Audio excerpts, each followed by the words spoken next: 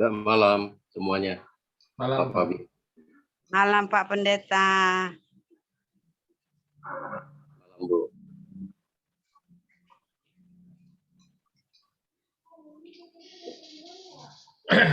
Ya, Bapak Ibu sambil nunggu-nunggu ya. Jadi materi kita hari ini itu tentang creation, penciptaan sampai dengan Pentateuch.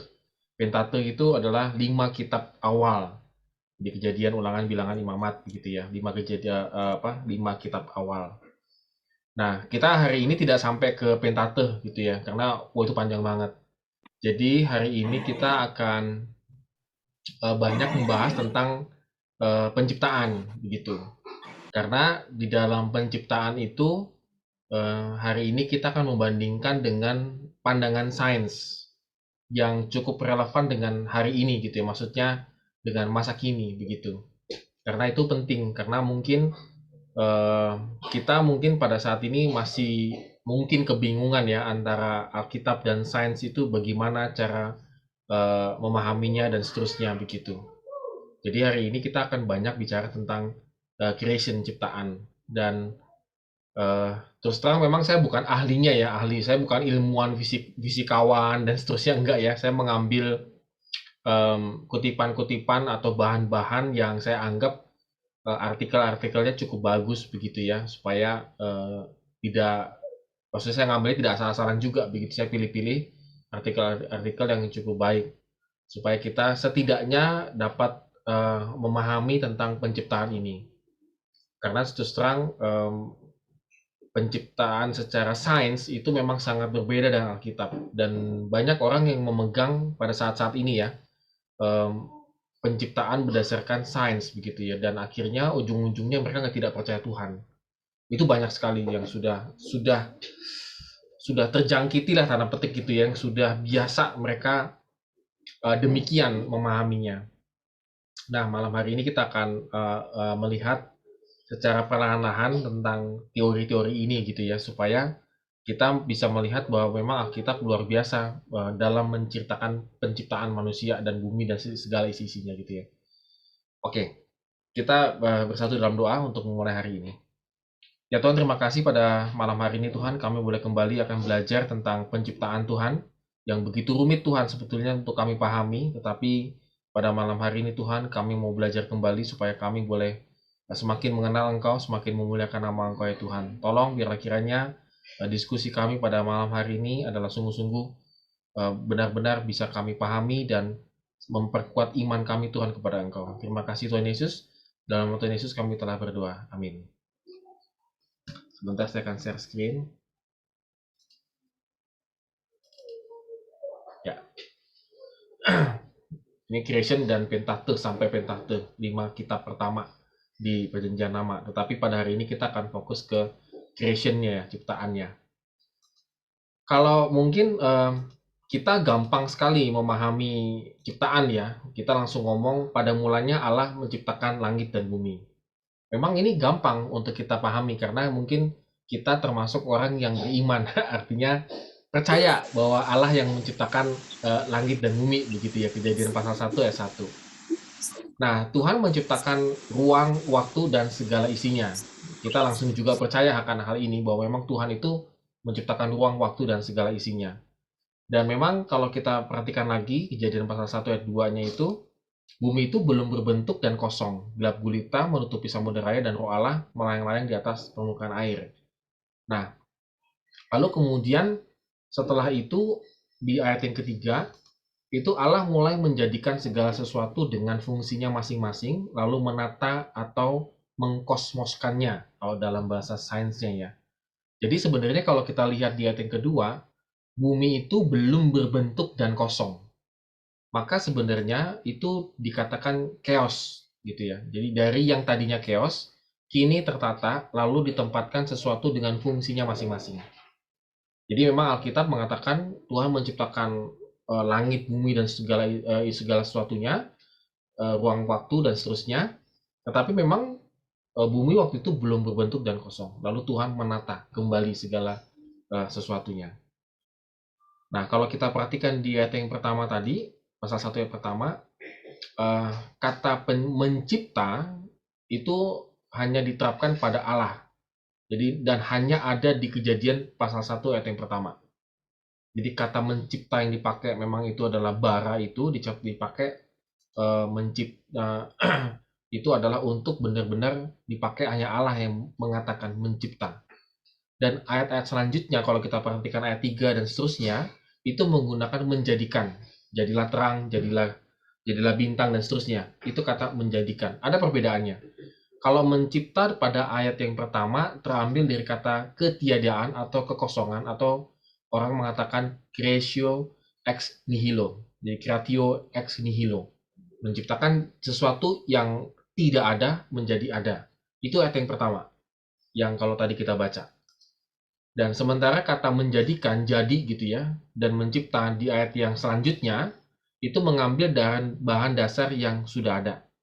Jadi ini perbedaannya di situ. Jadi pasal 1 ayat pertama di kitab Kejadian, itu sangat penting. Karena Tuhan menciptakan sesuatu yang tidak ada menjadi ada. Tapi selanjutnya, Tuhan itu menata ulang kembali dari sesuatu yang sudah ada. Dibuat kembali dan seterusnya gitu ya. Jadi satu perbedaan yang sangat mencolok. Memang pada umumnya kita memahami hal ini. Kita, saya rasa mungkin Bapak Ibu dan teman-teman pemuda-pemudi juga memahami hal ini dengan gampang begitu ya, bahwa kami percaya hal ini. Tapi kalau kita membandingkan dengan filsafat pada umumnya, atau kita ketemu dengan berbagai macam orang gitu ya, itu memang ada perbedaan-perbedaannya.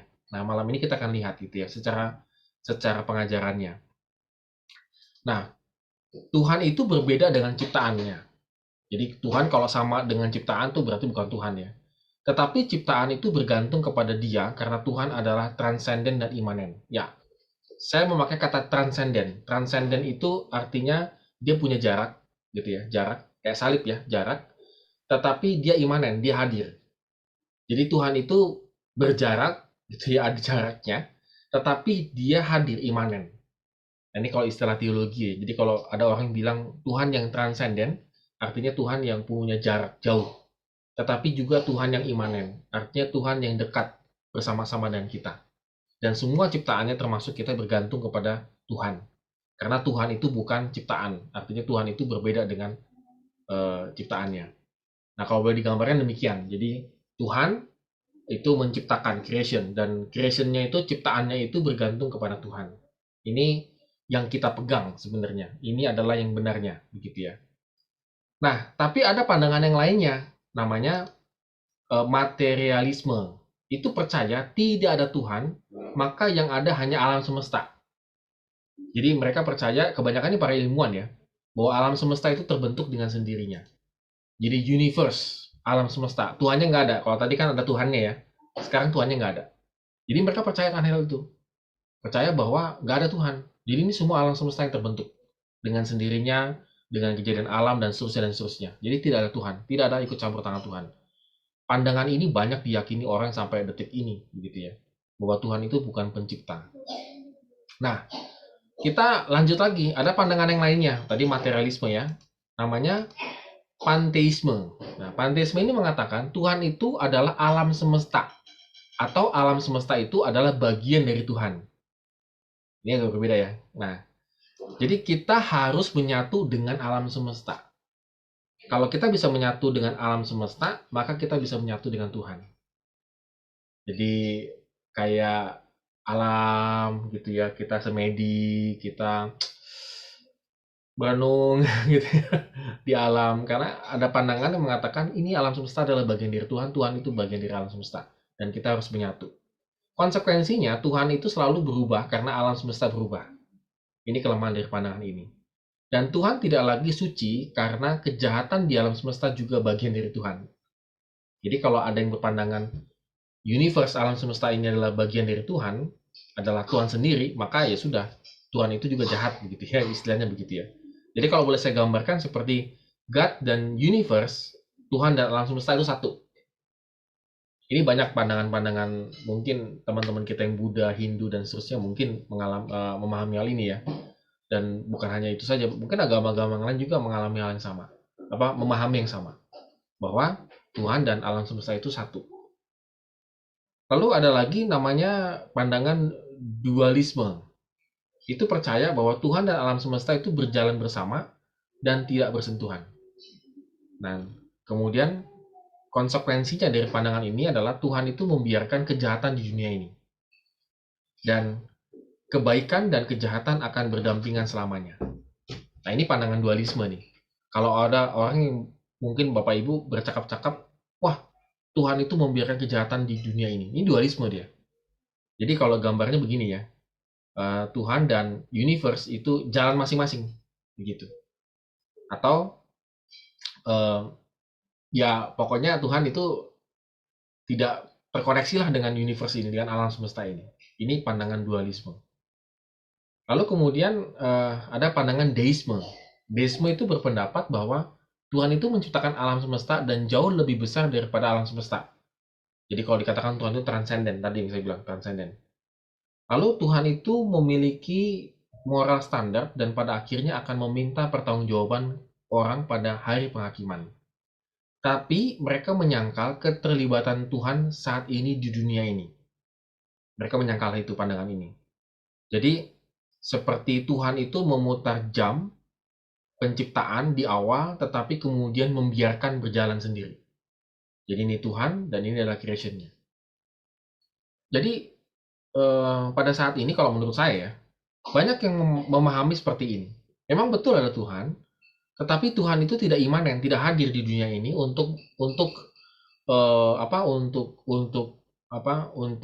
bertindak gitu ya, enggak. Jadi Tuhan itu cuma menciptakan lalu dibiarkan. Maka ada istilah-istilah yang kekinian mengatakan begini, biarlah alam semesta yang akan menghukumnya, kira-kira gitu ya. Nah itu adalah pandangan deisme sebenarnya. Kalau kita nonton filmnya Marvel ya, ada Thanos dan kawan-kawan gitu ya, Thanos, ada ya film-film ini ya, ada Doctor Stranger, itu ya, Marvel itu menganut pandangan seperti ini, bahwa Tuhan itu menciptakan, lalu dilepas dan biarkan, sehingga manusia harus berusaha untuk memeranginya. Dan boleh dikatakan nanti universe, alam semesta ini akan menghukum orang yang jahat. Nah ini tuh pandangan ini ada sampai detik ini. Bahkan mungkin masuk lebih dalam ke dunia-dunia modern begitu ya. Nah, ini adalah pandangan yang mengatakan secara umum gitu ya, mengatakan tentang penciptaan Tuhan. Nah, ini secara filsafat kalau boleh saya bilang. Lalu kemudian bagaimana ciptaan atau creation itu, kejadian itu, kitab Kejadian itu pasal 1 dan pasal 2, 3 itu, Alkitab itu versus science. Ini penting bagi saya, penting dipahami Bapak Ibu ya. Walaupun kita tidak mendalami secara dalam, tetapi setidaknya kita bisa memahaminya ya. Bahwa memang kenyataannya ada perbandingan dan juga kontradiksi antara ciptaan dengan versi Alkitab dengan versinya sains, itu berbeda. Nah, sejak Galileo tahun 1542 yang menyatakan matahari pusat tata surya, sementara Gereja Roma Katolik pada waktu itu berpendapat bumi itu pusat tata surya, maka Galileo itu digantung. Disitulah awal muasalnya kalau dibilang antara sains dan Alkitab itu kontradiktif, perang begitu, udah perang, sudah terpisah. Ternyata Galileo benar, matahari pusat daripada tata surya. Sementara Gereja Katolik, Roma Katolik pada waktu itu yang berkuasa salah. Setelah dibuktikan sekian ratus tahun kemudian ya, salah begitu. Wah itu udah mulai. Sejak zaman itu antara teologi dan sains itu sulit untuk disatukan. Orang sains langsung tidak akan percaya dengan teologi ataupun Alkitab, tidak akan percaya. Nah, sementara orang teologi ke sains juga sama begitu ya, saling ya susah sekali untuk diperdamaikan gitu ya. Sampai detik ini boleh dibilang. Nah, kalau menurut pandangan sains, penciptaan itu terjadi karena pendapat yang paling sering mungkin Bapak Ibu dengar, teori Big Bang. Teori Big Bang. Bahwa teori ini meyakini bahwa terbentuknya alam semesta itu berasal dari dentuman yang dahsyat, Big Bang ya. Jadi bang begitu ya kira ya. Dan teori ini dikemukakan oleh Abel Lemaitre tahun 1920-an, meyakini bahwa alam semesta itu berasal dari gumpalan atom yang sangat besar. Dia meyakini itu ya. Lalu suhu gumpalan atom ini diperkirakan berkisaran antara 10 miliar sampai 1 triliun derajat Celcius. Dan gumpalan atom itu tersebut meledak 15 miliar tahun yang lalu. Jadi seperti usia bumi itu kira-kira tuh usia alam semesta itu 15 miliar tahun yang lalu. Dan sisa-sisa ledakan inilah yang menyebar dan menjadi awan hidrogen. Awan ini membentuk bintang-bintang yang kemudian membuat bintang berpusat membentuk galaksi. Galaksi Bima Sakti dan seterusnya gitu ya. Tetapi kelemahan daripada teori Big Bang ini yang banyak dipercaya oleh para sains itu adalah materi dasar Big Bang ini tidak jelas. Kan dikatakan atom ya. Nah, atom ini berasal dari mana? Nah, itu yang jadi perdebatan sampai detik ini.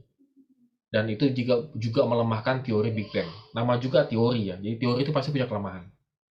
Jadi walaupun banyak para ahli yang memegang bahwa alam semesta itu terbentuk karena teori ini. Lalu kemudian yang terkenal, mungkin Bapak Ibu pernah dengar adalah Charles Darwin gitu ya. Dalam bukunya The Origins of Species, Charles Darwin menguatkan pandangannya tentang asal-usul manusia. Manusia itu berasal dari atom-atom yang bergerak. Kombinasi dari gerakan atom, waktu, serta faktor kebetulan telah menjadikan alam semesta. Jadi kebetulan gitu ya. Dan pada tahap selanjutnya terjadilah seleksi alam. Nah, alam menghasilkan berbagai jenis kehidupan. Namun karena kekurangan kebutuhan hidup, terjadilah persaingan. Nah, yang terbaik dan yang terkuat dan yang paling mudah menyesuaikan diri dengan keadaan itulah yang lolos dalam persaingan. Sementara yang tidak lolos kemudian punah, dan sebagai akibat seleksi alam terdapat peningkatan jenis kehidupan. Ini jadi evolusi, dia teori evolusi yang terkenalnya. Pada akhir proses seleksi alam muncullah manusia. Manusia merupakan organisme yang amat sangat kompleks serta memiliki kemampuan-kemampuan yang mengungguli jenis-jenis kehidupan lainnya. Bukan karena ia diciptakan demikian, tetapi karena sifat-sifat yang demikianlah membuatnya bertahan hidup di tengah-tengah seleksi alam yang ganas ini. Nah, dia punya pandangan teori evolusi, bahwa manusia itu berevolusi. Nggak tahu berapa puluh tahun, juta tahun mungkin kali ya, berapa ribu tahun begitu berevolusi. Nah, tetapi kelemahan daripada teori Darwin ini tentang penciptaan manusia itu adalah yang diungkapkan oleh Darwin itu adalah untuk teori evolusi yang boleh dikatakan mikro gitu ya, kecil. Misalnya kayak contohnya yang berevolusi itu kupu-kupu gitu ya kan, dari kepompong, dari ulat, jadi kupu-kupu. Itu kan evolusi kan. Dan ini teori ini hanya bisa mampu di mikro, nggak bisa mampu di makro. Dan banyak juga para ahli yang mulai meragukan karena Darwin tidak pernah membuktikan fosil-fosil yang ditemukan, fosil-fosil yang berevolusi itu nggak ada. Jadi fosil-fosilnya yang berevolusi itu nggak ada. Semuanya sudah jadi begitu ya. Jadi yang berevolusi yang mana itu nggak tahu yang mana. Nah, ini kelemahan daripada teori Darwin. Tapi banyak juga yang percaya tentang teori evolusi Darwin ya. Lalu dari Darwin itu lahirlah namanya kaum evolusi teistik gitu ya. Nah, menurut pandangan ini, manusia itu bermula dari ciptaan Allah, namun bukan seperti yang diceritakan dalam Alkitab. Dia percaya ada Tuhan ciptaannya, tetapi nggak persis Alkitab gitu ya. Ini agak unik ya pandangan ini. Jadi Allah menciptakan manusia yang pertama, tetapi dengan melakukan hal tersebut Allah memakai makhluk yang sudah ada. Jadi dari makhluk-makhluk yang sudah ada, Tuhan membuat evolusi terhadap manusia. Ini teorinya. Teorinya gini ya. Ya, Allah menciptakan jiwa manusia, kemudian memasukkannya ke dalam makhluk, menyusui tingkat utama, dan dengan demikian mengubah makhluk tersebut menjadi manusia pertama.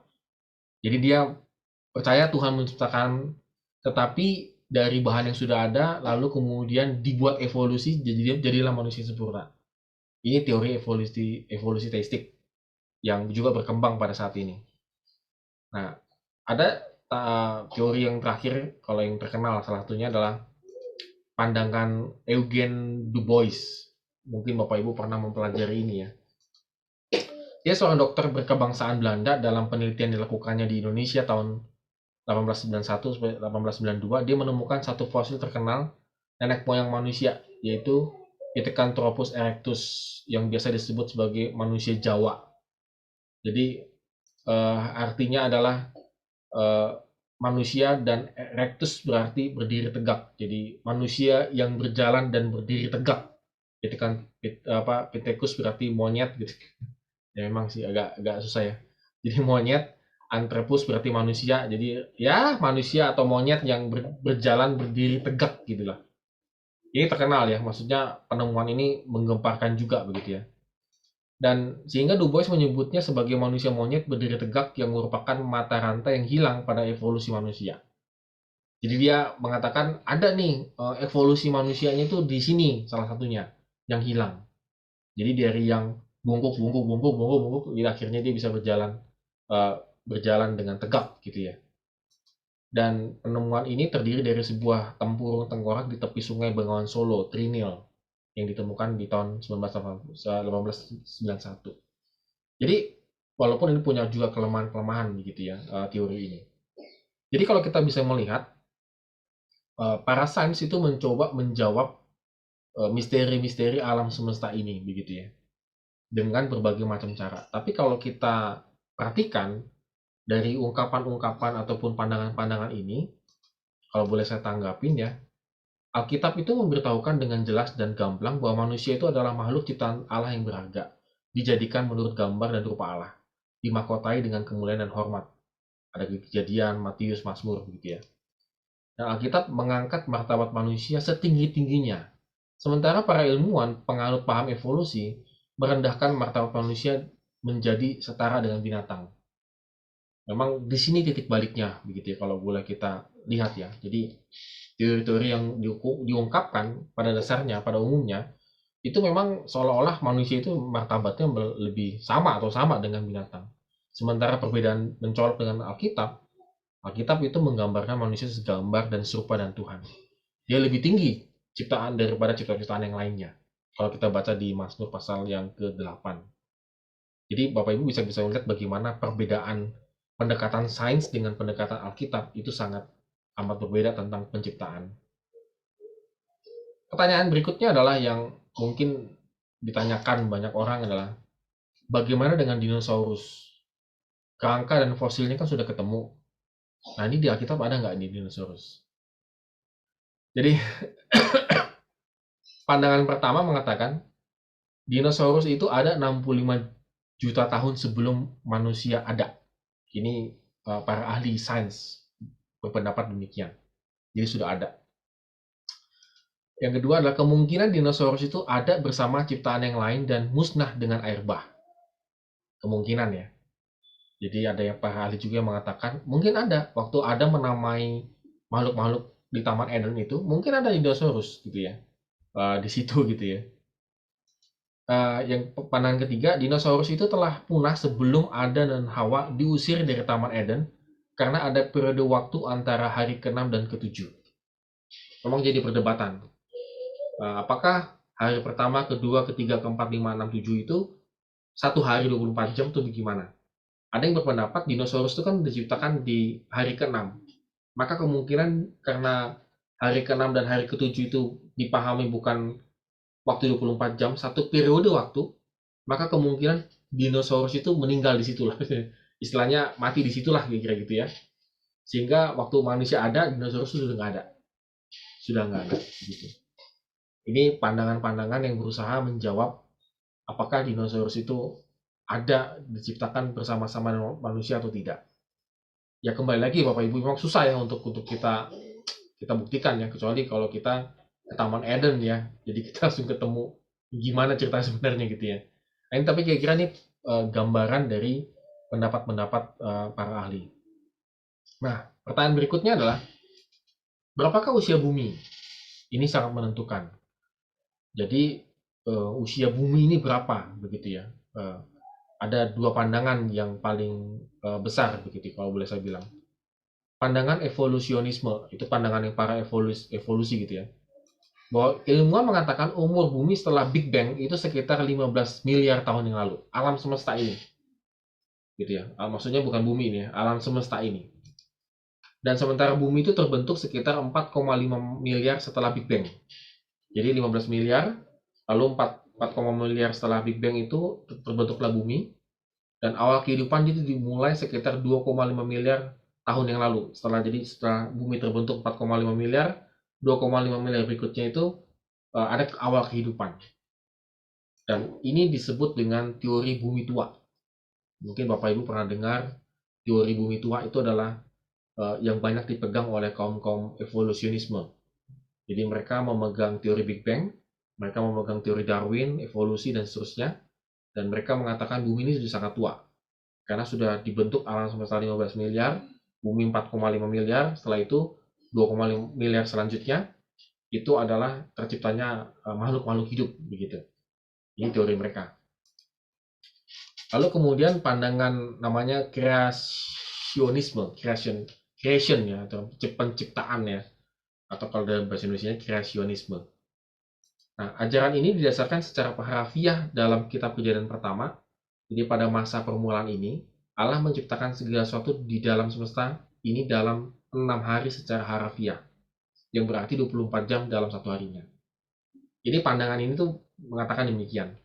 Nah, kalau dihitung-hitung, jadi cara menghitungnya pandangan ini, jadi umurnya Adam, umurnya Henok, umurnya yang ratusan tahun itu dihitung sama mereka oleh kaum kreasionisme itu di Alkitab, maka kemungkinan itu 6.000 sampai 10.000 tahun lah usia bumi ini. Atau ini dikenal dengan teori bumi muda. Kebanyakan orang Kristen pegang ini, teori bumi muda. 6.000 sampai 10.000 tahun.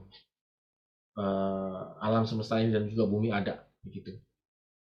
Nah, tapi memang agak sedikit kelemahannya itu adalah apakah benar penciptaan hari pertama, kedua, ketiga, keempat itu adalah 24 jam seperti yang kita pahami pada saat ini. Ini adalah kelemahan daripada kreasionisme ini, pandangan ini. Walaupun banyak yang memegang pandangan ini lebih masuk akal daripada tadi teori bumi tua yang miliaran tahun gitu ya. Itu agak susah untuk membuktikannya. Nah, yang ketiga itu ada namanya pandangannya itu namanya teori kesenjangan atau gap teori. Nah, teori ini menjelaskan adanya ajaran bahwa kejadian 1 pasal 1 menggambarkan penciptaan asli dari Allah sempurna dalam segala hal. Nah, penciptaan ini adalah ex nihilo, jadi dari yang tidak ada menjadi ada. Kemudian di antara ayat 1 dan 2 itu setan memberontak di surga dan diusir. Jadi di situ ada gap ya. Nah, dosa setan ini merusak ciptaan asli. Ini pandangan ini ya. Di mana pemberontakannya membawa kehancuran dan kematian. Sehingga bumi itu menjadi tidak berbentuk dan kosong. Ini pandangan ini menafsirkan tadi ya, di ayat yang kedua kalau Bapak Ibu baca Kejadian pasal 1 ayat kedua ya. Tidak berbentuk dan kosong, siap untuk mengalami rekonstruksi atau pembentukan kembali dari Tuhan. Dan waktu yang jadi ukuran gap tersebut itu tidak spesifik tetapi memakan waktu miliaran tahun. Jadi pandangan ini mengatakan bahwa karena adanya tadi ya, jadi ayat yang 1 dan ayat yang kedua mereka mengatakan ada kesenjangan waktu sekian miliar tahun. Sehingga terjadi pemberontakan dan seterusnya. Ini pandangan ini. Tapi pandangan ini boleh dikatakan langsung dibantah begitu ya oleh namanya Michael S. Heiner, menguraikan kelemahan teori gap itu pada studi tentang tafsiran teks ya, yang menyimpulkan bahwa berdasarkan kajian sintaks dan tata bahasa Ibrani, pandangan teori gap 3 ayat pertama dari kitab Kejadian merupakan sebuah kronologis, masing-masing merupakan independent clause katanya, tidak dapat diterima karena tidak didukung oleh hukum tata bahasa Ibrani. Artinya kalau kita lihat secara grammarnya itu tidak ada gap sebenarnya. Ya, maka mereka boleh dikatakan mengada-ngada menciptakan sebuah gap antara ayat 1 dan kedua dan ketiga itu tidak ada gap kalau kita lihat secara tata bahasa Ibraninya. apakah ada manusia lain selain Adam dan Hawa? Ini kan ditanyain ya waktu kita PTJ kemarin ya. Nah, ini kalau dia pandangan pertama, Adam dan Hawa memiliki keturunan. Dari keturunan terjadi perkembangan jumlah manusia. Ini pandangan pertama. Jadi tidak ada selain Adam dan Hawa, cuma Adam dan Hawa, dia anak beranak, dan seterusnya sampai memenuhi bumi ini. Karena itu kan perintah Tuhan kan, penuhilah bumi ini begitu ya. Nah, ada pandangan yang kedua yang mungkin ya saya bilang sih mungkin lebih bisa diterima begitu ya. Adam dan Hawa memang manusia pertama diciptakan. Namun setelah itu Tuhan juga menciptakan manusia yang lain. Hal ini diperlihatkan dengan penghukuman Kain kalau Kejadian 4 ayat 13 sampai 14. Ketika Kain sudah membunuh Habel, maka dia berhadapan dengan Tuhan, lalu Kain ngomong, kalau nanti aku ketemu orang lain bagaimana? Aku pasti akan dibunuh. Maka ini mengindikasikan ada yang lain selain daripada Adam dan Hawa. Logikanya kan Kain aja belum menikah, belum punya anak gitu kan. Habel udah meninggal duluan. Udah anaknya cuma 2, dibunuh 1, tinggal 1. Ini belum nikah sama siapa? Masa yo nikah sama adiknya lagi dan seterusnya begitu ya. Maka ada yang mengatakan pandangan kedua ini bahwa memang betul manusia pertama itu adalah Adam dan Hawa, lalu kemudian Tuhan menciptakan manusia yang lain sehingga bisa berkembang, beranak cucu begitu. Nah, jadi ini boleh saya bilang sih pandangan-pandangan ataupun hal-hal yang sering ada muncul dalam perdebatan-perdebatan tentang teori ataupun teologi penciptaan yang ada ya. Nah, kalau boleh saya simpulkan ya, Alkitab itu bukan untuk sebenarnya memperlihatkan kebenaran-kebenaran ilmiah, melainkan menyatakan kehendak dan maksud Allah bagi manusia. Jadi benar Bapak Ibu bahwa kalau dipandang secara sains, Alkitab memang bukan sains, bukan karangan ilmiah, begitu ya, bukan jurnal ilmiah, karena memang sangat kuno boleh dibilang seperti itu ya. Jadi bukan. Dan Kejadian 1 itu adalah karya sastra yang agung di mana ilmu pengetahuan tidak dapat menumbangkannya, boleh dibilang gitu. Jadi Kejadian pasal 1 itu harus dibaca secara sastra.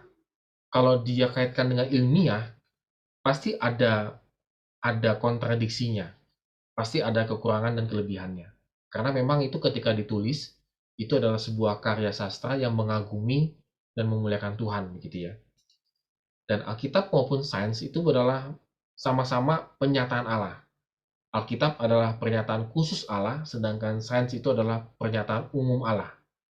Jadi umum dan khusus. Kalau Alkitab lebih khusus, kalau sains alam semesta yang bisa kita lihat ini kan pernyataan umumnya Tuhan, begitu ya. Dan pernyataan umum itu memiliki arti yang benar jika dipahami dalam kerangka penyataan khusus yang tadi, secara Alkitab. Sementara pernyataan khusus mendapat penjelasan yang memadai dengan memahami sains, pernyataan yang umum. Jadi boleh dikatakan sih, sains itu bukan produk salah dari Allah, tetapi justru merupakan alat berguna bagi manusia. Tetapi sebagaimana yang lainnya, sains harus digunakan dengan benar oleh manusia. Jadi balik lagi Bapak Ibu, ini memang sebuah perdebatan yang akan panjang terus-menerus ya, antara sains dan juga Alkitab, terutama tentang teori ciptaan. Mungkin teman-teman yang sains banget itu pasti tidak akan percaya dengan penjelasan Alkitab. Karena balik lagi memang Alkitab terbatas. Dia bukan buku sains gitu kan, bukan buku ilmiah, tapi sebuah karya sastra yang mengagumi karya Tuhan atas ciptaannya begitu ya. Nah, ini yang harus kita pahami ya, supaya kita jangan terjebak gitu ya dengan pandangan-pandangan sains yang akhirnya kita tidak percaya kepada Alkitab. Nah, sebenarnya tidak begitu ya. Sains juga ada banyak sekali sains-sains yang mendukung tentang bukti-bukti otentik di Alkitab. Banyak ya saya rasa ya. Penemuan-penemuan arkeologi dan seterusnya begitu ya. Ya, saya rasa ini malam hari ini cukup ini persentan saya. Mungkin Bapak Ibu kebingungan ya, nggak apa-apa begitu ya. Semakin tidak ngerti nggak apa juga ya. Jadi memang malam ini kita belajar tentang hal ini ya, supaya kita semakin bisa melihat bahwa ciptaan Tuhan itu, Tuhan itulah yang menciptakan segala sesuatunya dalam kehidupan kita, begitu ya. Silakan mungkin Bapak Ibu kalau ada yang mau bertanya, kurang ngerti penjelasan yang saya utarakan.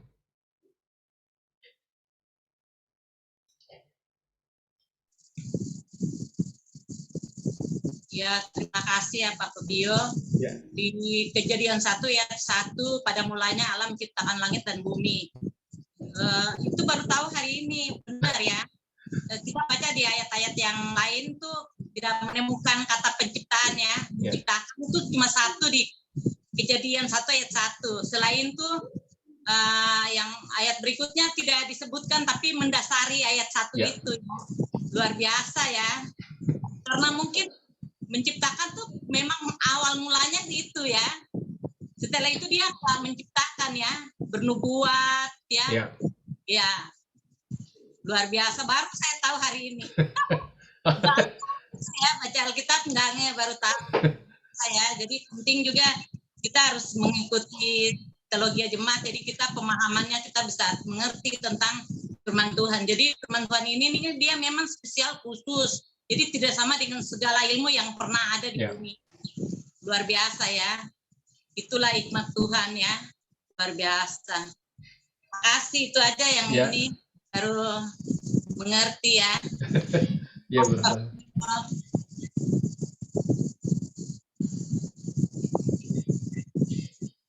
Ada lagi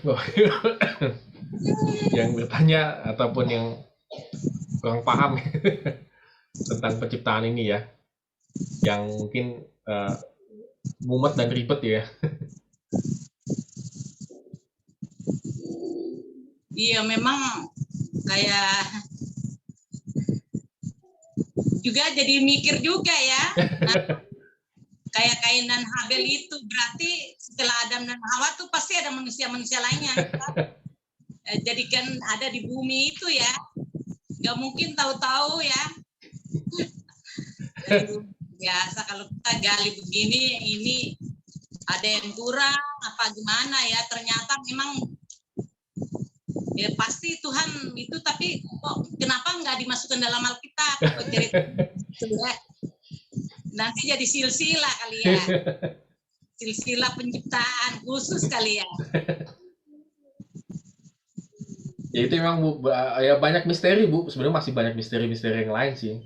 Ya kita tidak ini kan. Dinosaurus kok berapa tahun? Manusia saja umur paling banyak di dalam Alkitab aja tidak sebanding dengan dinosaurus. Ya. Luar biasa, hebat. Kalau manusia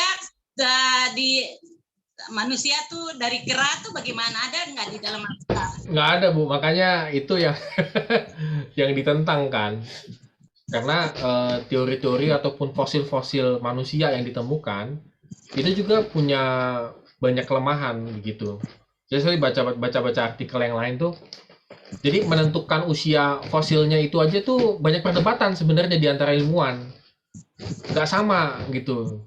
Lalu kemudian ketika dia merangkai fosil itu kan ketemunya kan cuma tulang, paling gigi, paling apa kan nggak ketemu yang utuh-utuh kayak muka kita begini kan. Nah ketika mereka merekonstruksi itu ada beberapa metode, itu juga nggak sama para ahli. Jadi sebenarnya nggak, ya itu balik lagi ya, maksudnya itu ya nggak sesimpel itu, nggak. Apalagi kalau teori Big Bang ya, yang mengatakan bahwa asal muasalnya dari partikel. Nah, pertanyaannya sederhana, partikel ini asalnya siapa yang menciptakan? Nah, itu kan, nah itu lagi kan, balik lagi kan, pasti Tuhan dong yang menciptakan, misalnya kan kayak gitu ya, dan seterusnya gitu ya. Itu memang di antara para sains juga tuh punya masing-masing punya metode dan perdebatannya sendiri gitu ya. Maka kalau kita kembali lagi refleksi di Alkitab, bagi saya sudah pas banget ya Alkitab udah. Itu udah paling menjawab semua misteri-misteri itu tentang penciptaan. apalagi teori Big Bang, ketika dikemukakan dan dipresentasikan, ada satu artikel yang saya baca, itu Paus Roma Katolik, itu sampai imannya goyang loh. Lalu mereka membuat statement, biasa kan press conference dong, setelah Big Bang itu dipresentasikan, terus mereka gimana nih, para ahli-ahli teologi ini gimana, yang terutama Katolik ya. Mereka membuat satu kalimat sederhananya begini, mungkin Tuhan memakai teori Big Bang di dalam penciptaannya, sampai ngomong gitu loh. Saking mereka pada waktu itu kalah ngomong, boleh dibilang gitu ya, kalah berdebat begitu ya. Sampai mereka punya statement demikian. Memang beberapa waktu kemudian kan teori itu dibantah dan dipatahkan banyak orang akhirnya gitu kan. Tapi waktu awal-awal teori itu lagi booming, Paus itu sampai membuat statement demikian. Mungkin Tuhan memakai teori Big Bang dalam penciptaannya. Dan bahaya ya.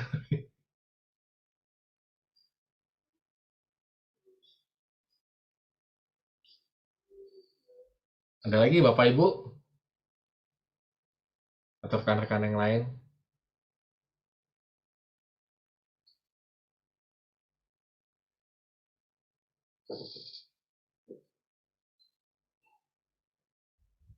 Wah, nggak ada nih kayaknya nih. Mudah-mudahan semakin memahami ya.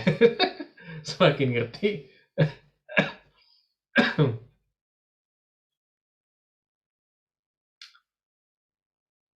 Oke, kalau nggak ada. Papan, silakan Pak. Kalau ada masukan, tanggapan, Ya, melengkapi. itu tadi kan Pak Fabio di awal juga menyinggung bahwa kesalahan gereja Katolik kan menganiaya Galileo ya, dia fisikawan. Bahkan setelah 359 tahun ya, baru Katolik menyadari kesalahan, baru mereka buat statement yang meminta maaf dan sebagainya. Karena mereka patokan yang Tuhan memancang bumi di atas fondasinya tidak bisa digerakkan selamanya gitu. Jadi padahal kan teori yang Nikolaus itu kan yang didukung oleh Galileo kan bahwa bumi berputar mengitari sang surya ya, pusat dalam matahari gitu ya. Itu yang dikecam gitu kan. Jadi mereka patokan Alkitab tetapi mengabaikan yang ilmiah. Itu sudah terjadi. Memang kedepannya memang terus-menerus ada kajian-kajian gitu kan. Perkembangan terakhir kan ada istilah cloning ya kan Pak Fabio. Mungkin Pak Fabio suatu saat bisa sampaikan yang cloning lebih detail ya. Iya. Nah, intinya kan yang lain boleh di cloning lah, ayam bisa sama. Kalau cloning misalnya dari satu sel aja bisa bentuk model Pak Fabio banyak, gitu. Model Pak Pan, model Bu Rosa banyak, bingung gitu kan. Jadi iman Kristen sih kesimpulan sementara sih tanda petik ya tidak menyetujui cloning untuk manusia. Mungkin next Pak Fabio bisa bahas tema ini lebih. Itu aja tambahan Pak. Oke. Nggak ada lagi. Baik, terima kasih Bapak Ibu, teman-teman sekalian yang boleh hadir di kelas ini pada hari ini, dan bulan depan kita akan bahas lagi beberapa hal yang lain. Boleh minta Papan tutup dalam doa? Ya, mari kita berdoa. Tuhan Yesus, terima kasih, kita bersyukur selalu ada kesempatan dan yang Tuhan berbuat bagi kami untuk boleh mendapatkan pengetahuan baru dan kehidupan kami lewat PTJ ini. Terima kasih Pendeta Fabio telah menyediakan waktunya untuk menyiapkan bahan ini sehingga dapat disampaikan kepada kami, dan bila kami selalu boleh diberkati sehingga kami cinta kepada Tuhan, kami punya dasar Alkitab yang jelas sehingga kami dapat memfilter perkembangan teknologi ilmu pengetahuan yang begitu pesat sehingga kami tidak tersasar, tetapi tetap berpegang teguh pada firman Tuhan. Terima kasih Tuhan, berkati hamba-Mu yang telah menyampaikan dan juga kami semua yang sudah mengikuti PTJ malam ini. Terima kasih Tuhan, kami bersyukur dan kami akhiri dalam nama Tuhan Yesus, Juru Selamat kami berdoa dan bersyukur. Amin. Amin. Terima kasih Pak Fabio. Selamat malam teman-teman. Ya, foto Pak. Foto. Silakan buka kamera sebentar teman-teman, Bapak Ibu. Yeay. Oke. Siap ya. 1, 2, 3. Sekali lagi. 1, 2, 3. Oke. Terima kasih Bapak Ibu semua. Selamat Selamat malam.